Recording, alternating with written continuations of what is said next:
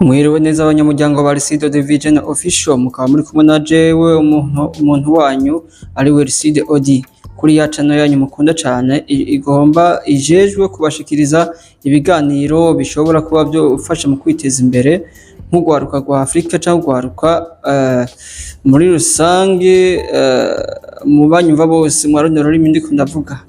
Eka n'abatanyumva mushobora munyumva mushobora kubibamenyesha mukabibabwira cyangwa mukabitranslatinga mu gihe mushaka kubibasobanurira.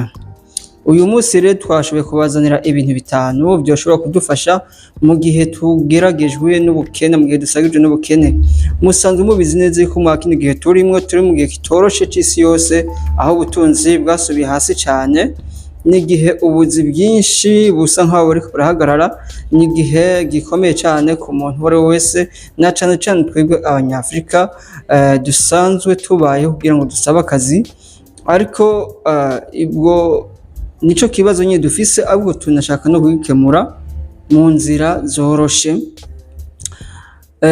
Niyo mpamvu nabateguriye kino kiganiro. Rero mukaba musabwa kugira subscribe ku bantu batarayikora, like, share and comment kugira ngo dushobore guteza imbere uyu muryango wacu wanyu ugomba kuzokwama ubashikiriza ibiganiro byo kwiteza imbere ku mpande zose, haba ku bagabo haba ku bagore. Tuzobategurira ibiganiro bigomba kubafasha mu kwiteza imbere, mu kubaremesha.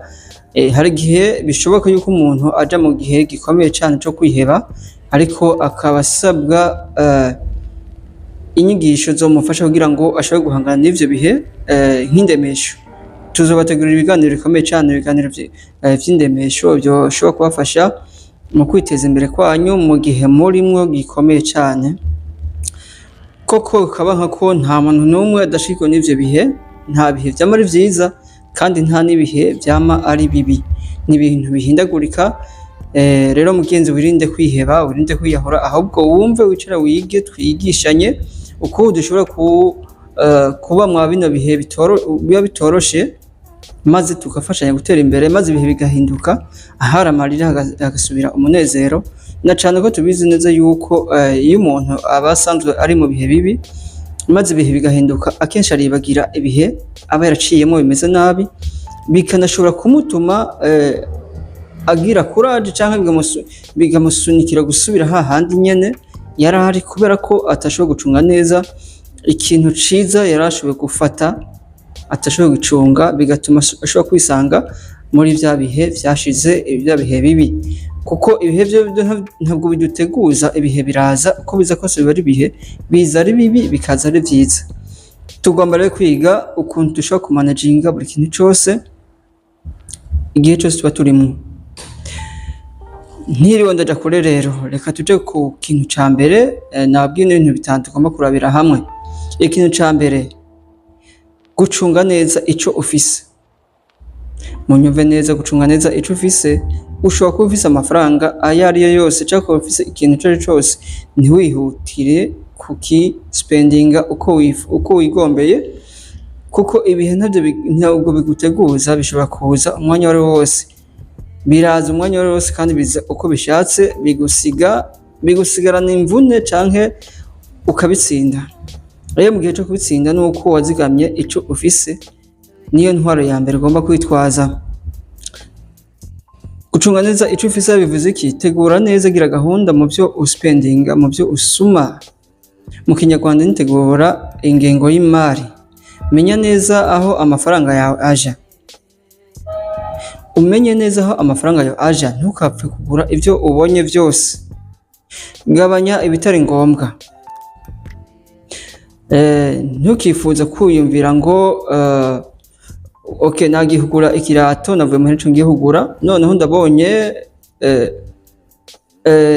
amavuta yasohotse cyangwa ndabonye ipantaro yasohotse, cyo ndayigura kandi bitari biri ngombwa. Vyihoze ugure ico wari ugomba kugura, hanyuma ahasigaye uzobifatira kandi iyindi gahunda, wipangire uwundi mwanya.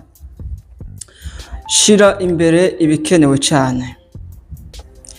Ifunguro aho uba, ibyo ushaka gufata yaba za peteroli, vyaba ibiki, amashure, ibintu byose uba ugomba kwishinganisha ku buzima kugira ngo ubuzima bwawe bushobore kugenda neza. Gerageza ushire imbere ibikenewe, ntukaje kuri high level, ntukaje ku rugero mutahwanye navyo. Aho ikintu bashatse kuvuga ni giki? Ati shira imbere ibikenewe, ifunguro, ivyo ufungura. Ugomba gufungura ibyo wahora ufungura na kare, kuko nico biba bigutwaye na kare. Tubwiye muri rusange ukaja kuraba neza ivyo umuntu agomba kuja guhindagura gufungura mu gihe aba yibaza ko yarose ubushobozi, n'ibintu bishobora kugushira mu kaga k'amagara yawe. Ushobora kuba wahora wirira imyimbati, ibijumbu, ibiharage n'akaroro ntanze canke ubugari, ariko kuko hariho ikintu cashobotse mu mufuko, ukaca wiyumvisha yuko neza ugomba guhindura ubuzima no mu vyo ufungura, ukaja kugura pizza, ukagura chicken, ukagura n'ikindi kintu cose kugira ngo nibura uhindure ubuzima. Ariko ntabwo ari vyo, ubuzima bwo burahindagurika. Bandanya kuri iyo gahunda yawe mu gihe ugitanguye ubwo buzima. Turagiye ku kintu ca kabiri, rondera ubumenyi, kuko ubumenyi ni inkingi y'iterambere.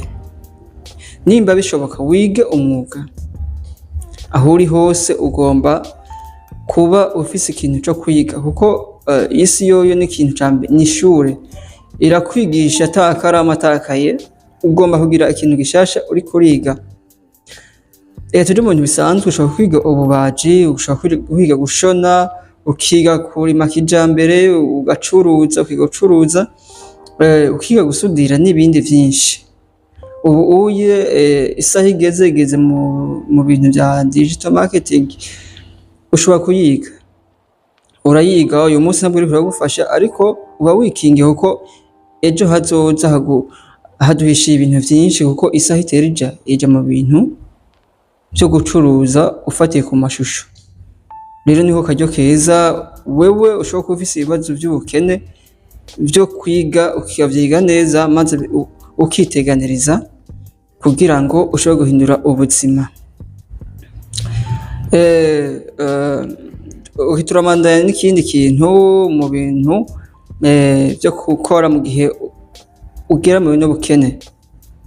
Menya kwitunganiriza ibikorwa vyoroshe cane, nko gucuruza udukoresho duto, gucuruza ivyamwa, canke gukora ibikenewe haba ku isoko ryaho utuye aho hafi nyene. Ntiwicare mu nzu nuko ubuzima bugoye, ahubwo hitana utuntu duto ugende nibura muri utwo duto, kuko ushobora kuba ukenye uyu munsi, hari amafaranga ubuze, ariko ntukabure nibura amafaranga yo kugura internet, ntubure amafaranga yo kugura amayinite kugira ngo ushobore gukominikana n'abandi bagenzi, kuko uri mu bihe bikomeye nawe ubwawe ushobora kwiheba. Ugomba kugira utuntu duto ushobora kwishikanako, kuko bizoguha courage uvuga ati utuntu duto nshitseko, kumbura n'ibindi bihe bininiya nobishikako. Kubera hari igihe ushobora kuba uri mu ivyo bihe kuko wabuze akazi, washobora kuba uri mu kazi mugakaraheze. Rero utwo tuntu duto turaguha courage yo gucreate akazi kiwawe mu gihe ubona ko ushoboye akantu gato ukakuramo inyungu. Menya ko n'ibindi vyinshi vyiza, ariko kanya keza ko kubicreate bizoguha inyungu, uzobishobora.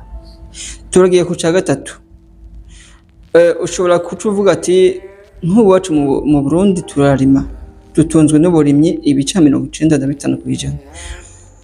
Fata gahunda yo kurima, ntiwicare, kugira ngo ushobore kwitunga. Nimba ufise aho kurima, rima ibifungurwa bikwiye.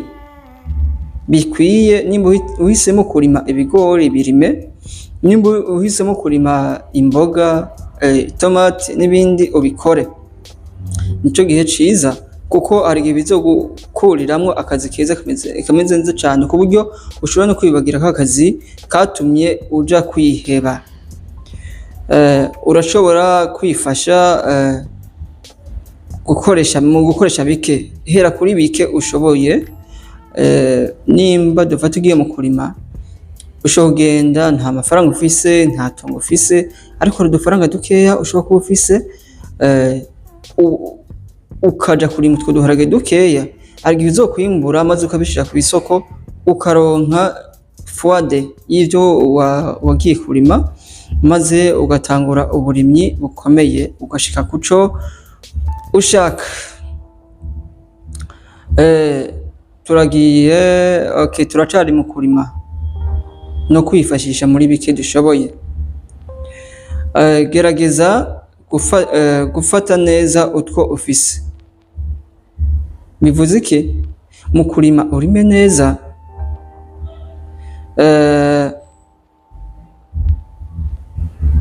mu kurima urime neza, niba ushaka no korora worore neza, kandi worore uhereye ku tuntu duto duto. Ushobora korora nk'inkoko, korora inkwavu, na burya biri mu nshingano za perezida wacu aduhimiriza, impene, intama, ingurube, byo gufasha mu kiringo ca hafi co gukemura ibibazo vyawe vya misi yose, mu gihe ubuzima bwawe butarashika kuri gahunda wifuza ko bushikako.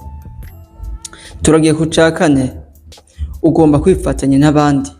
Ntabwo ugomba kuja ahantu ha wenyene, ntabwo ugomba kuba izore, ugomba kwifatanya n'abandi. Ushobora kushinga ni tuvyite gute mu Kirundi, ibintu byo guhanahana amafaranga. Tukaba turi nk'abantu nka batanu, ati kwiyinga tuzotoza amafaranga tuyahe naka yiteza imbere, kurindi yinga uko nyene, kurindi yinga uko nyene. Abavyibuka muze kunjira muri commentaire mumbwire ukuntu bavyita. Rero ivyo bintu ni gushinga ntuze koperative, ariko ntabwo ari Kirundi, ico ni Gifaransa. Ivyo bintu bizogufasha cane mu kuronka umutahe w'utwo tuntu duto duto uba ushaka gukora. Haba no mu bikorwa vy'inguvu ugomba kuja hamwe ugakorana n'abandi, kuko amahirwe ni menshi cane yo gukorana n'abandi kurusha uko kwikorana wenyene, kuko amaboko yiwawe ni abiri, ariko wibuke yuko ukuboko kumwe kuriyagaho guhambije. Ushobora kurondera imfashanyo. Hari igihe ushobora kubona imfashanyo ziva mu mashirahamwe, canke ugafata akadeni ahantu hariho hose, canke ukarisaba muri leta. My friend, amabanki mu gihugu cabereyeho ni gucuruza amafaranga. Gerageza ahubwo ugire porogaramu y'ibyo ugomba gukora, hanyuma nimba urafise ubutaka, urafise aho ugomba kurima, gerageza nimba ubwo butaka ufise hariho igice gitoya, genda muri banki kanaka usabe ingurane, usigure neza umugambi wawe ukuntu ugiye gukora. Ugiye kurima itomati, genda ubikore, kandi ubikore witonze, ubikore neza ku buryo nawe uzokunguka, hanyuma banki uzuyisubize amafaranga yawe naho wungutse. Bizokuviramo business ikomeye cyane, ukaba umurimyi ateye imbere, ateye igomwe. Turagiye ku kintu ca gatanu. Ikintu ca gatanu nubwo kitoroshe, ariko ugomba kugikora, kuko nitagikora mu bino bihe biba bitoroshe, biba bitakoroheye, ushobora kwiheba no kwiyahura. Ica gatanu, ugomba kwizera, ukizera yuko hariho ibihe byari bimeze neza, hari ibihe waciyemo bimeze nabi, kandi n'uyu munsi bishobora guhinduka. Izere rero ko kazoza kawe kagomba kuba keza kuruta ibihe urimo uno munsi. Ugomba kandi no kwihangana, ukihanganira ibihe urimo, ahubwo bikaguha isomo, ukabikuramwo icigwa cyo kwiga kwibeshaho. Birafasha cyane, birafasha mu kwihanganira ubukene,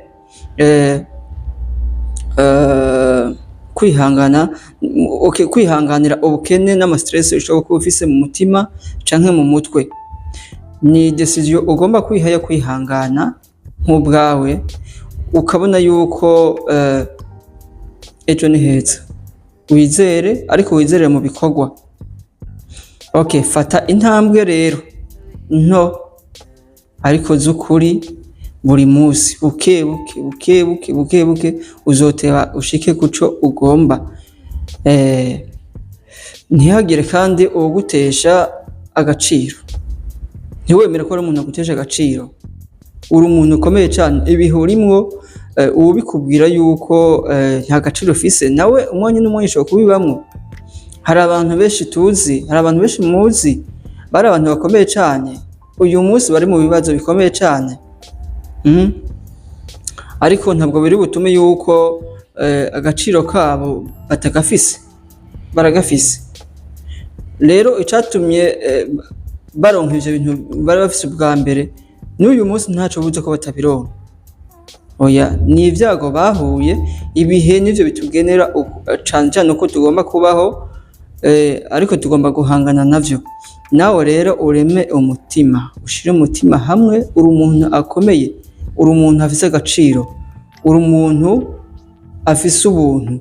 Ariko icambere hejuru ya vyose ni discipline ugomba kwiha muri ivyo bihe byose urimwo bitakoroheye. Wihe discipline yuko ata muntu agomba gutesha intumbero, ahubwo uraba imbere no kugwana ivyo bibazo ufise. Ntukishinge ivyo abantu bakubwira ngo uje kugwana n'abantu baguca intege, ntukagwane n'amajambo y'abantu baguca intege. Urayumvise ntacuri buyakoreko, ahubwo ni winumire we gusa urabe uko vyo ugomba gukora. Hari naho abaguca intege ejo aribo bazogaruka kugusaba, bagusaba inzira waciyemwo, kuko barabibona ibihurimwo n'ibihe bitoroshe n'ubundi, kandi bazobibona mu gihe ubuzima bwahindutse ukaja mu bihe bimeze neza byo kwifatira ingingo nawe ubwawe. Ntukemere yuko isi igufatira ingingo, gira gahunda ubwawe wenye wifatira ingingo, kuko uri mu bihe bigukomereye. Menya yuko egome hari abantu bazogufasha mu kuva mu ubwo bukene, mu kuva mu bibazo bigukomereye, ariko uwa mbere ni wewe wo kwiha ingingo kugira ngo ushobore kwivana mu bukene bukomereye nabi. Nk'ibisanzwe mwari kumwe na jewe Lyside Odi, channel yanyu n'umuryango wanyu wacu Lyside Odi Vision Official. Turabasaba kugira subscribe, kugira like, kugira share, comment muri comment section. Okay, tuzosubira umunsi nk'uyu, dufise byinshi byo kubashikiriza, haba ku mpande zitandukanye, haba ugwaruka, haba ku banyeshure, haba ku bagabo, haba ku bagore, ukuntu wari wese ashobora kwitwara kugira ngo ashobore kugira iterambere ku ruhande rwiwe, ata wundi muntu aravye maze akiteza imbere, kuko ubuzima turimo buba bugoye. Umugore agomba kwiteza imbere akaronka amafaranga, n'umugabo niko kuko. Ciao, ibisigaye tuzobivugana ku munsi w'ejo. Bye bye, murakoze cyane, turabakunda cyane, muri abantu b'agaciro.